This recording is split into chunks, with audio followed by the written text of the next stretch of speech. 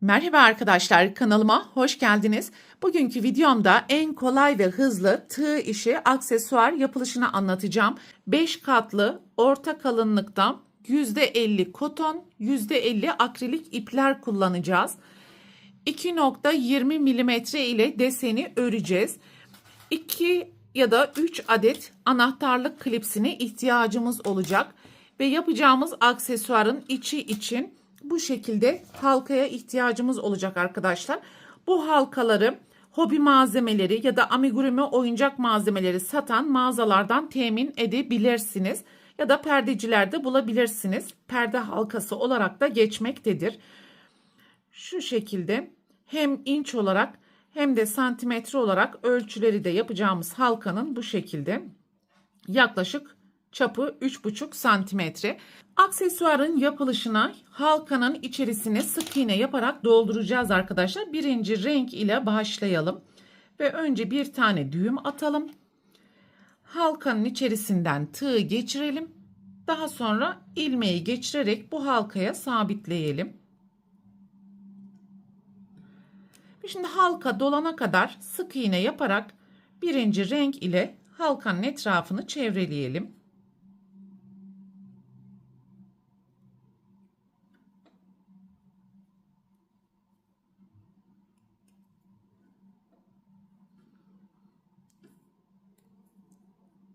Halkanın içerisine toplam 50 tane sık iğne yaptım arkadaşlar.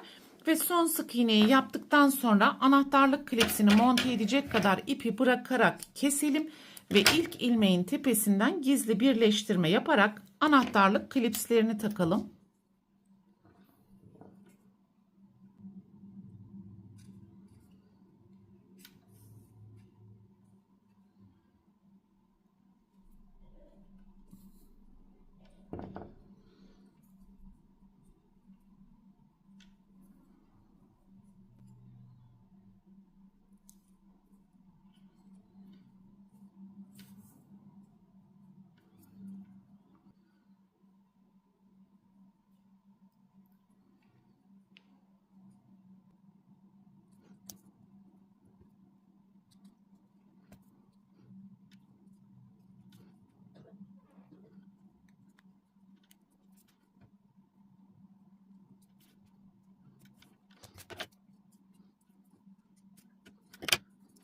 Anahtarlık klipsini monte ettikten sonra ikinci renk ile halkanın altındaki sarkıtları yapalım.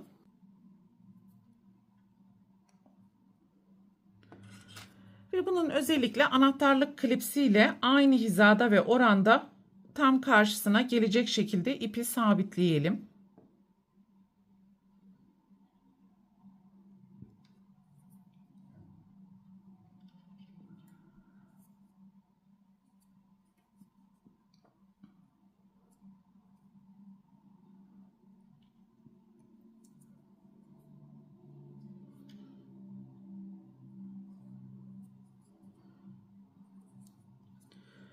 İstediğiniz sarkıt uzunluğu kadar zincir yapabilirsiniz. Ben toplam 15 tane zincir yapacağım.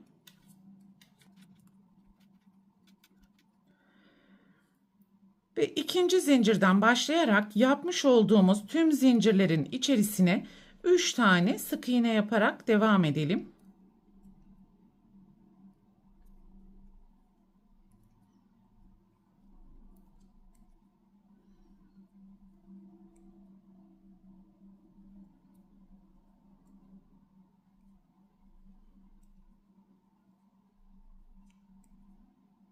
Son zincirin içerisine de 3 tane sık iğneyi yaptıktan sonra ilk ipi sabitlemiş olduğumuz nokta içerisine kayma dikişi yapalım ve bir zincir yaptıktan sonra ipi keserek arka taraftaki ilmeklerin arasından gizleyebildiğimiz kadar gizleyelim.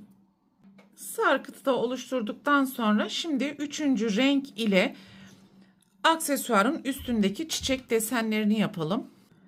Sihirli halka yaparak başlayalım ve 2 zincir yapalım. Halkanın içerisinden 3 kez ilmek kaldırarak fıstık yapalım.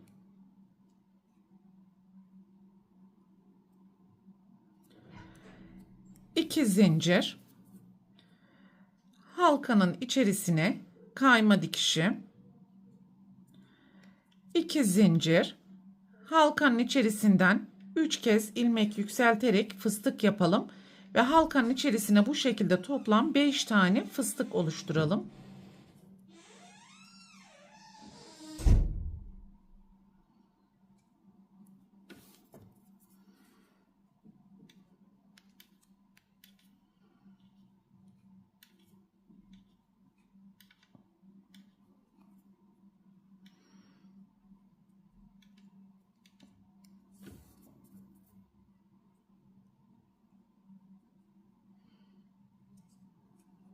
Beş tane fıstık desenini yaptıktan sonra bir zincir yapalım.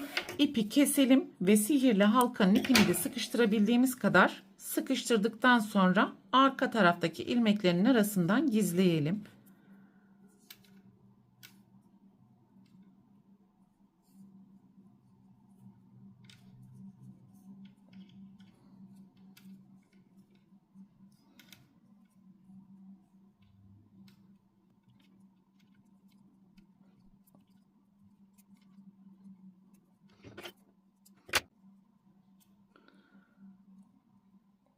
Şimdi yaprakları yapalım yeşil renk ile.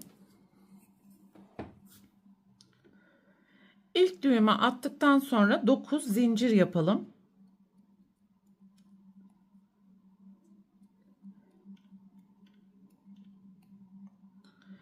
İkinci zincirin içerisine kayma dikişi. Sonraki zincirin içerisine sık iğne. Sonraki zincirin içerisine yarım trabzan. Yan yana 2 tane ikili trabzan.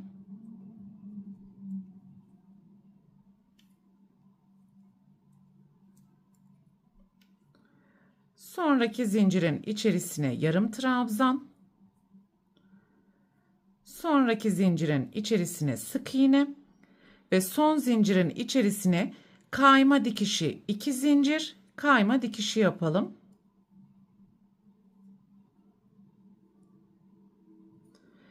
Dönüşü sağlayarak alttaki ilk zincirin içerisine tekrar sık iğne, yarım trabzan, 2 tane ikili trabzan, yarım trabzan ve sık iğne yapalım.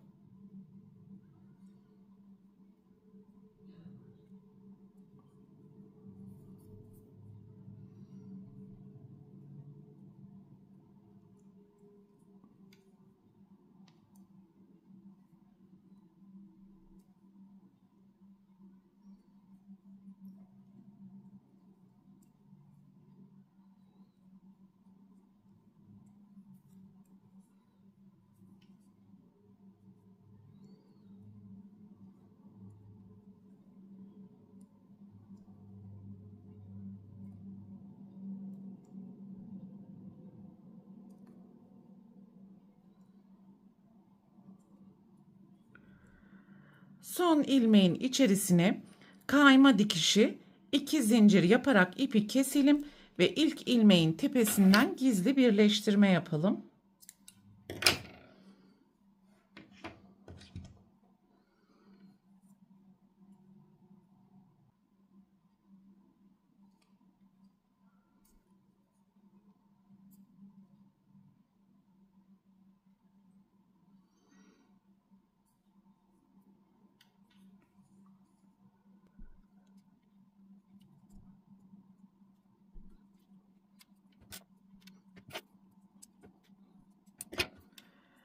Burada anlatmış olduğum tüm kurallara dikkat ederek 2 tane yaprak oluşturalım arkadaşlar. Çiçeği de yaptık. Şimdi yapmış olduğumuz başlangıçtaki halkanın üzerine bu çiçek ve yaprakları istediğiniz şekilde dizayn ederek yapıştırabilirsiniz.